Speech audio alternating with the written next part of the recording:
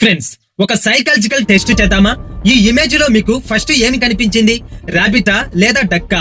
ఒకవేళ మీకు rabbit first కనిపిస్తే మీ లెఫ్ట్ బ్రెయిన్ హెమిస్పియర్ చాలా బాగా యాక్టివ్ గా ఉందని అర్థం.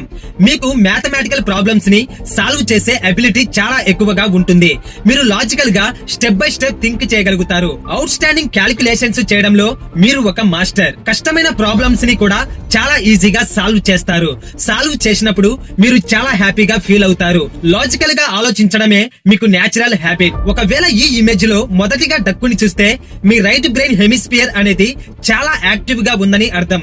మీరు ఒక స్ట్రాంగ్ గోల్ మీద వర్క్ చేసే ఒక క్రియేటివ్ పర్సన్. మీకు అవుట్ స్టాండింగ్ ఇమాజినేషన్ పవర్ అనేది చాలా ఎక్కువగా ఉంటుంది.